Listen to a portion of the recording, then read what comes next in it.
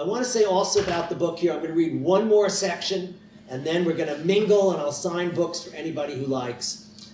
But I want to say in this book, which is a lot of stuff in the 60s, if I'm modest about anything, I am modest about sex. I write about sex here in the book as poetically and gingerly as I can. On the flip side, I am rather forthcoming about drugs. I think that the lessons of the psychedelics of the 60s have not been written about well enough, carefully enough, profoundly enough, and seriously enough in the modern literature. I think that nonsense about if you were there in the 60s and you remember it, you weren't really there, it's a cutesy line, but it's not really accurate. Because personally, myself and my compadres and comadres, pretty much, we remember everything with a tremendous degree of intense vividness. And I think that that story isn't told well. And I try to do this in the book. I've avoided talking about it here. I talk very little about pot in the book because there's enough stuff out there about pot. I want the bumper sticker that says mushrooms are next. And what I'd like to do is read one more chapter about solutions. How am I doing time-wise? Good. I'm all right? Yeah. I skipped the whole development of the Children's Garden Program and working with Trust for Public Land and all this. It's just all good stuff. Read it. What I'd like to talk about is, this is called Saskatchewan A. And I'll end with this. Let me wet my whistle with this little white wine. Heck can you do? I've pretty much covered everything on my list. This is aiming towards solutions, just like the gardening program and people coming together in the community gardens. What do you have in the community gardens? You've got old blacks from the South, you've got Koreans who just moved here, you've got Dominicans, you've got whites, you've got blacks, browns, yellows, pinks, reds, oranges, whoever the oranges are. Everybody is working together, getting to meet everybody and making neighborhoods real neighborhoods again. You're learning about each other's vegetables. What the heck is that stuff? What is that? That's chard? What's chard? Now everybody knows what chard and kale are. But 20, 30 years ago in the community gardens, people had no idea. The white kids had no idea what chard and kale are. Now, you can't go to a white kid's bar mitzvah without having chard and kale served. And I think this is a cross-cultural effect that really has tremendous value because what's going to happen, and this has a lot to do with the rainbow gatherings, it's not like everybody goes and lives in the woods and becomes friends. What it is like is you learn each other's recipes, you learn each other's legends, you learn each other's mythologies and teaching stories of mythologies. You learn each other's songs, you learn each other's dances, you learn each other's music, and your kids learn each other's stuff. And the next thing you know, you're not enemies anymore. And that's where peace has to come from. It's not going to come from 5 people sitting in Geneva.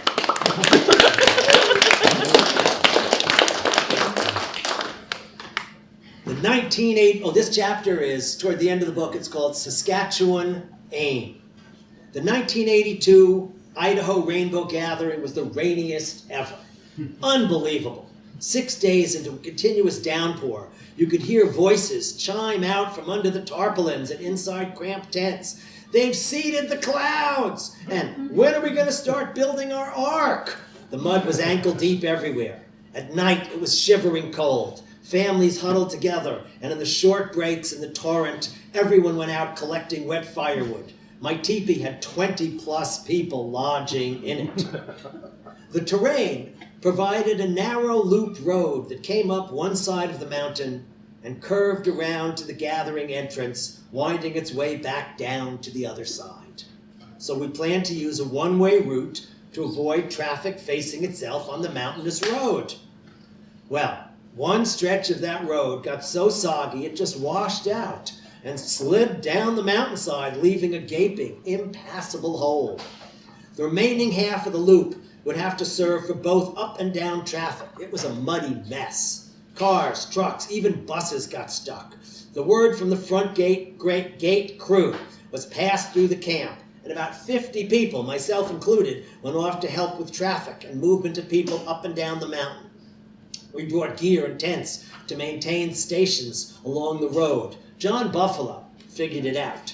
He organized the baton system so whole caravans could leave town, all the vehicles traveling along more or less together, helping each other if one got stuck, until the last vehicle made it to the top, and then the baton was passed, and the next caravan would begin its journey down the hill. It was an incredible lesson in group effort and coordination. At one of our way stations along the mountainous route, I overheard an Idaho State Police captain say to a forest ranger, "I never saw anything like this outside of the military." Finally, the weather started drying up, and after that we had a chance to dry out. I remember watching some youngsters wringing out sleeping bags like huge, wet washcloths, twisting as the water just spewed out of them. In the days that followed, the gathering flourished. There was a fabulous bakery shower system that heated the water from the same flames that fueled the ovens by running copper water pipes through the oven's rock walls. Wavy Gravy from the hog farm community led the 4th of July Children's Parade. We had a peaceful, mutually agreed to operating plan worked out with the forest rangers. Council went on each day in the middle of the teepee circle. An all-night full moon celebration brought all the drums and drummers to the rocky-topped mesa above the encampment. A couple from Mexico announced in council that we had been given an invitation to a gathering of all the nations on the continent. They said the native nations were holding a powwow of dancers from all the tribes of North America, and we were being invited to bring a troupe of our own dancers and drummers to participate. Meanwhile, the sun was baking the wet clay ground drier and harder. After all our tromping in the mud and then dancing while it was drying out, several of the open areas got pretty compacted. The land would take some aerating and breaking up with tools to allow root growth. Even summer seeding might be advisable. So I volunteered to stay on with the cleanup crew. The land naturalization was tough work, but we made a good scene of it, so it was kind of fun too. There were some abandoned vehicles stuck up to their gunnels in the now dried mud. Those needed to be winched out by larger equipment. We were learning that there's less trash brought in if the hike in is uphill. And it's easier to get the trash out if the hike out is downhill. And that's how it was there.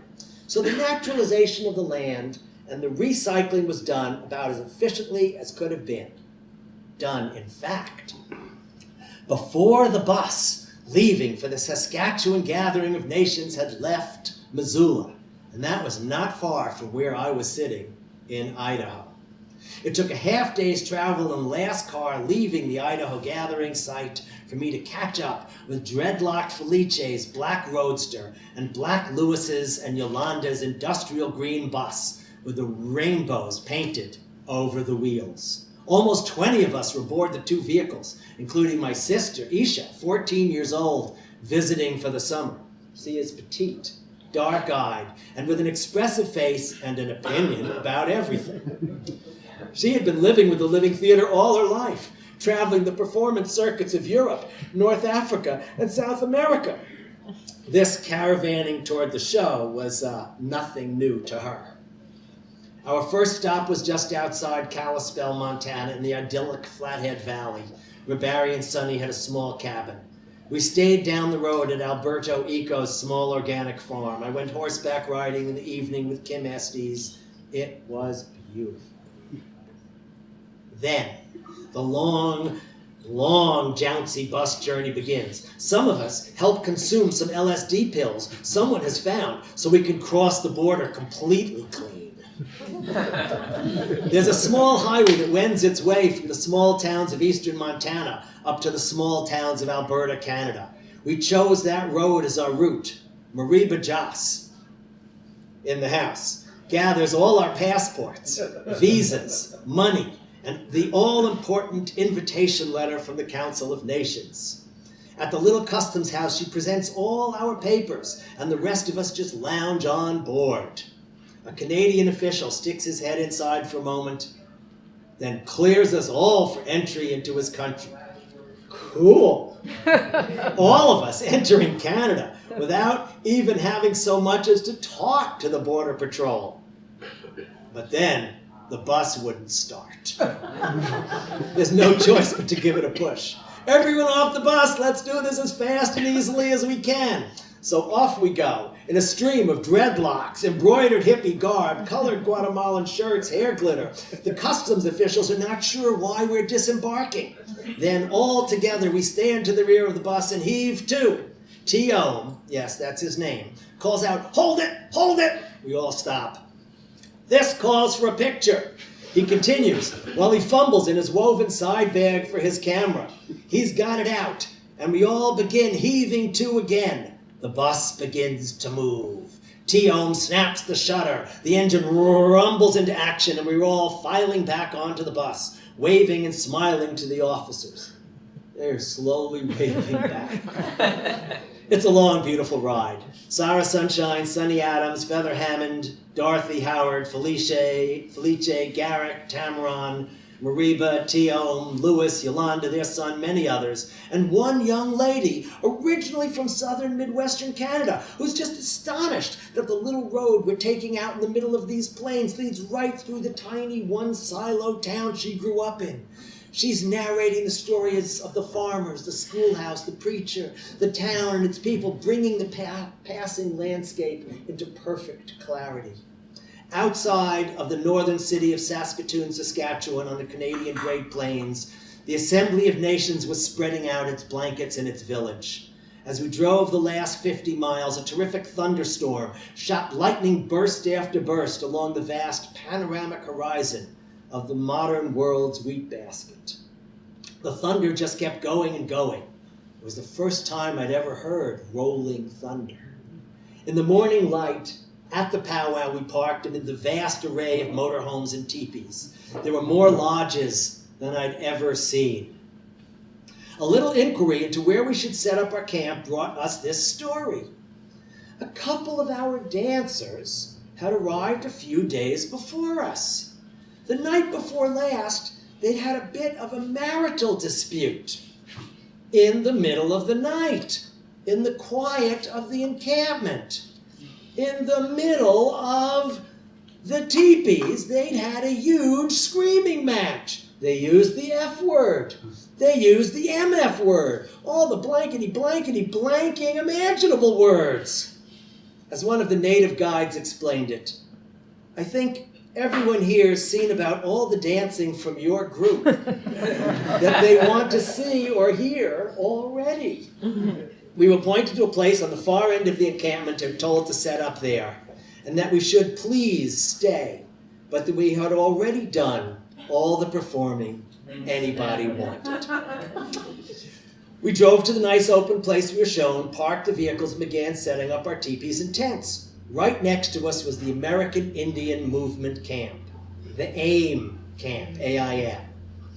These were Native Americans from many different tribes who were activists in the causes of Native people's civil rights. Just as there was an African-American civil rights movement in the 60s, so had there been a smaller but equally motivated civil rights movement among Native Americans. These were the people who had kept with that movement into the 1980s. The racism against Indian peoples is worse than legendary. It's a true genocidal story whose residues are racism, poverty, loss of lands, culture, and traditions. In many parts of Canada, where there were very few black people, racism manifested itself toward the Indian peoples. These A.I.M advocates were coming from causes they had been campaigning for from all over North America. School benefits, voting rights, housing rights, job opportunities. They were coming from many different tribes, states, and provinces. They were not happy about us camping next to them. They were not happy that they themselves had been put so far from the center of things either, nor were they being treated as a recognized tribe. They were a social political movement, it was true, but they were disappointed in the Council of Nations' determination to view them as different from the tribes. And then to have us, the mostly white kids from the rainbow, placed next to them, that just seemed to be one more push in the wrong direction. We didn't know what to do, so we just set to work making a good camp. We built a small kitchen and wash area. We set up lean-tos for shade. We stacked firewood and hauled water. The A.I.M folks just stolidly ignored us. But the kids, yes, the kids, theirs and ours, began to play together. And that broke the ice. Slowly the moms communicated, and by the following day we had heard their side of the story. This whole huge thing, this whole festival of dancers of all these tribes was a ruse, a front to bring tribal governors together, to meet with executives of big oil and gas and coal corporations to get them to sign over huge contracts for the extraction of minerals and petroleum. Sound like anything going on today? Oh, yes, yes. This dancing stuff and the drumming and the singing powwow that everybody got paid to come to, including us, was like a bone thrown to the elders and the spirit keepers of the nations, while their officials signed over countless land, water, and especially energy rights at meetings in the air-conditioned hotels in Saskatoon. The A.I.M people were outraged by this. They called it the largest takeaway of Native people's heritage in a generation. The hotel meetings were closed to the ordinary tribespeople. And out here on the plains, everyone was just having a good old time at the party, paid for by the giant energy corps. What a hoax! What a weaselly hoax! The A.I.M people wanted to address the crowds at the festivities at the main dance area, but they weren't given a performance slot. The next day, while there was dancing going on at the arena, there was also a meeting and speech-making by elders of many tribes. They had a huge teepee made of several teepees all laced together. It was spread out over a wide area with the sides open. We took seats at the outer edge and sat listening for hours. These were not the officials of the tribal governments. These were the traditional wisdom keeper elders. Some told their tribe's creation stories. Others told a particular tale to illustrate some lesson, each speaking in turn. It was quiet. In the Saskatchewan summer heat, it was easier just to stay still and be absorbed by the talking and the tales. The A.I.M folks waited patiently near the back of the Great Lodge. Close to the end of the meeting, they were recognized to speak by the old ones up front. Several of the A.I.M clans stood up. One mapped out the truth about the nature of the powwow we were all drawn into. Sweetheart mineral rights deals being negotiated in town, where the tribal officers are being wined and dined by the executives. And about the environmental degradation that is going to happen to our Mother Earth if we let these unrestrained deals go through. One asked the elders to make a statement to the public through the press, condemning the hotel agreements as fraud. The elders responded with weary looks. They had seen so many protests before.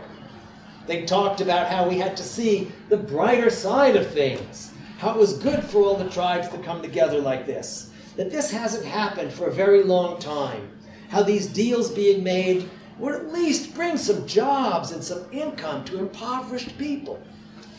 The A.I.M people talked among themselves for a few moments, and then one of them turned to the assembly and made a proposal.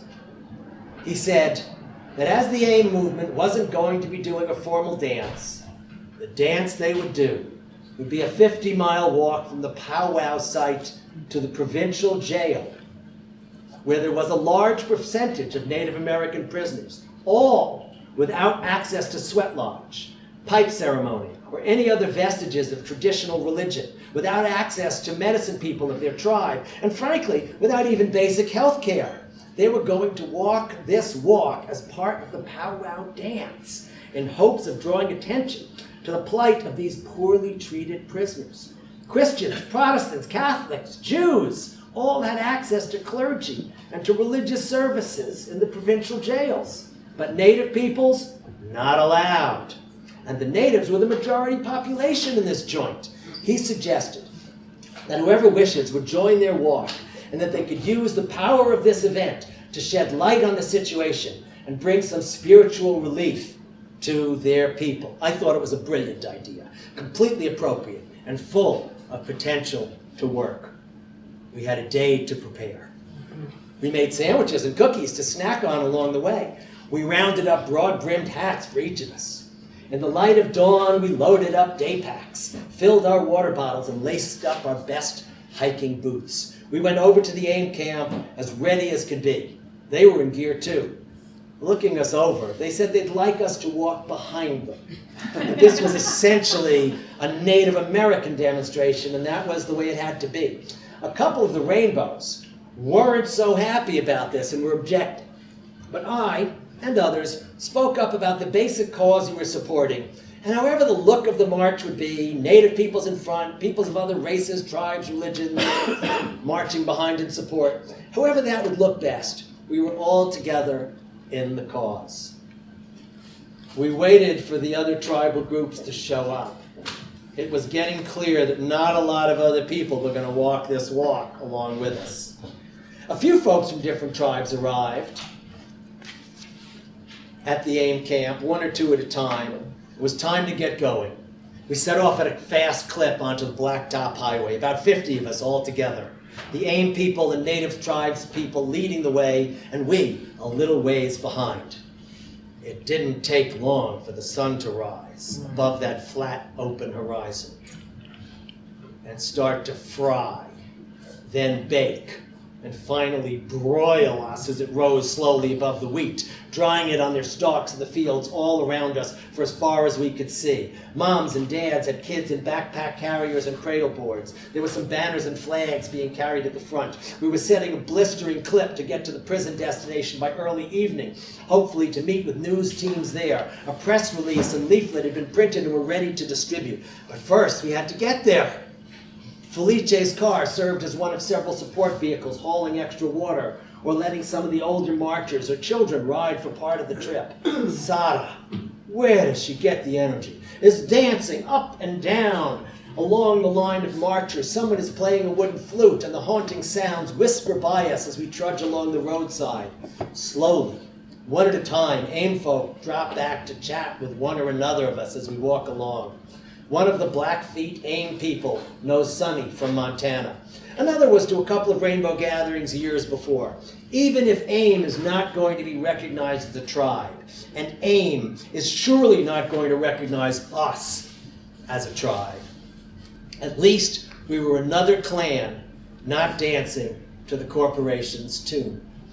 And we were finding some common ground with these dedicated activists. As we moved into the afternoon, the grueling nature of the walk felt painful, like the heat of the sweat lodge or a fasting day's foodless effects. There is kinship of compassion that bonds one with those who are oppressed when the ritual act has some reminding of the suffering of others. This heat, this glistening black asphalt, this is a small ordeal compared to what people denied medical help or religious freedom go through. So on we trudged. The support cars that had gone back to the encampment found people waiting for rides to catch up with the march. So they brought them, and other vehicles followed. The march was growing in numbers. As we approached the prison, there were 200 or 300 of us. We rainbows, black, white, and Hispanic, just about vanished in the crowd. The press was really there too, with cameras and microphones. This was a story behind the story, something going on about real issues, really being brought forward because of the opportunity presented by this Council of Nations.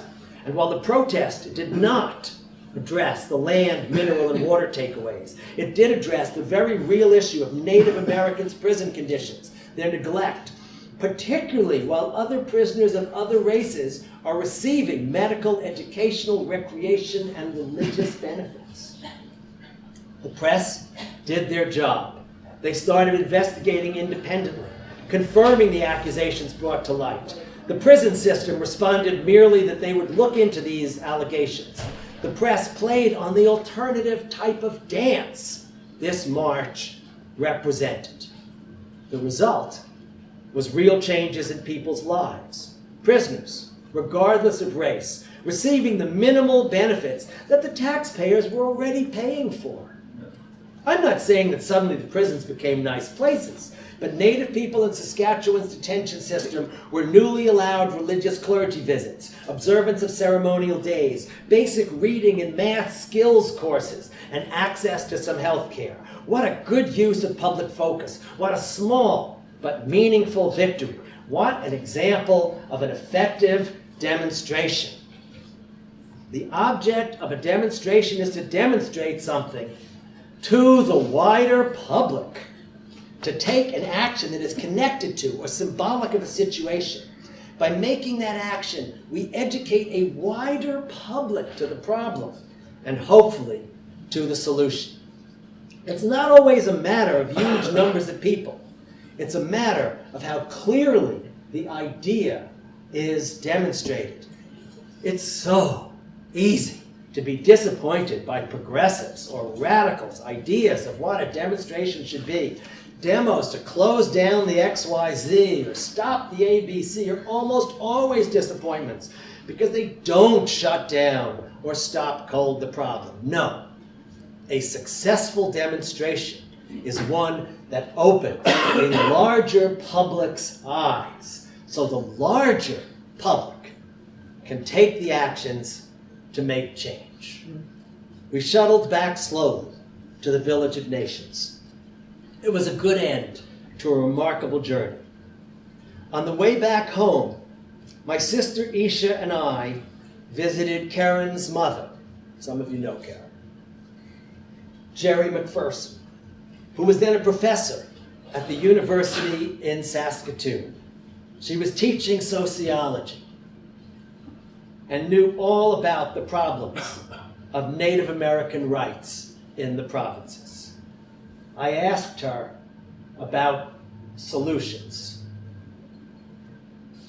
Education, she pondered aloud. Education, starting right in childhood. That's the best solution I know. Thank you.